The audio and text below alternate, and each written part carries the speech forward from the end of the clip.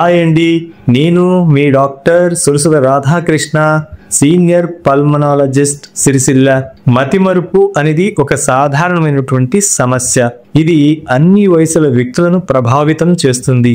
ఇది ఒక నిర్దిష్ట వస్తువును ఎక్కడ ఉంచారో మరిచిపోవడం నుండి ఒక వ్యక్తి పేరును మరిచిపోవడం వరకు ఉంటుంది.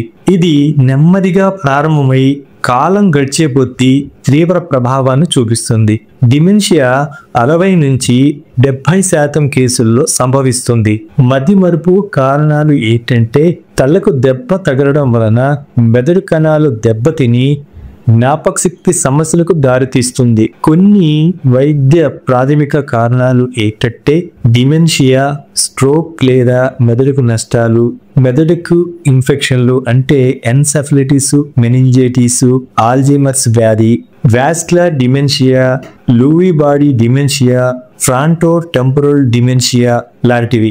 ఇతర వైద్య పరిస్థితులు ఏమిటంటే హంటింగ్టన్స్ వ్యాధి, పార్కిన్సన్ డిసీజ్, మల్టిపుల్ స్క్లెరోసిస్, ఇన్ఫెక్షన్లు, హెచ్ఐవి ఎయిడ్స్, సిఫిలిస్, లైమ్ వ్యాధి, మెదడు కణితలు. ఇతర కారణాలు ఏమిటంటే కొన్ని రకాల పదార్థాలు అధికంగా వాడడం, కొన్ని దుష్ప్రభావాలు కలిగించే మందులు వాడడం, కొన్ని రకాల మానసిక గాయాల వలన, వృద్ధాపం వలన, ఒత్తిడి హార్మోన్లు మెదడులోని జ్ఞాపకశక్తి కేంద్రాలను ప్రభావితం చేసి జ్ఞాపకశక్తి సమస్యలకు దారితీస్తుంది.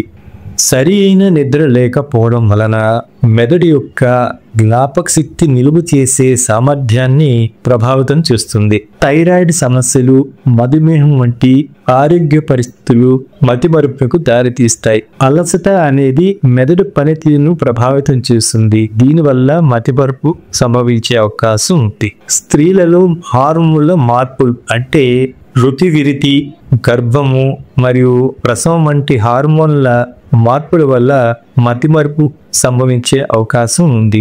జీవన శైలి మరియు పర్యావరణ కారకాలు ఏమిటంటే బీపీ, షుగరు, ధూమపానం, అధికంగా మద్యం సేవించడము, సామాజిక ఒంటరితనము, నిద్ర సరిగ్గా లేకపోవడము, విటమిన్స్ లోపము అంటే B6, B12, కోలేట్ లాంటివి తక్కువగా ఉండడం. మతిమరుపు రాకుండా నివారణోపాయాలు ఏమిటంటే ఆరోగ్యకరమైన జీవనశైలిని అనుసరించాలి, ఆరోగ్య సామాజిక సంబంధాలను నిర్వహించాలి, ఆరోగ్యకరమైన ఆహారం తీసుకోవాలి, క్రమం తప్పకుండా వ్యాయామం చేయాలి, పుష్కలంగా నిద్రపోవాలి, ఒత్తిడిని నిర్వహించాలి, ధూమపానం మానేయాలి, మద్యపానం పరిమితం చేయాలి, మెదడుకు సంబంధించిన వ్యాయామాలు చేయాలి. మతిమరుపు ఉద్ధృతిని కొంతవరకు నివారించగలం, కానీ కొన్ని సందర్భాల్లో ఇది నిరోధించడం చాలా కష్టం. అలాంటి పరిస్థితుల్లో వైద్యుని సహాయం తీసుకోవడం చాలా ముఖ్యం. ఆరోగ్య అవగాహన కలిగి ఉందాం, ఆరోగ్యంగా ఉందాం. Thanks for watching.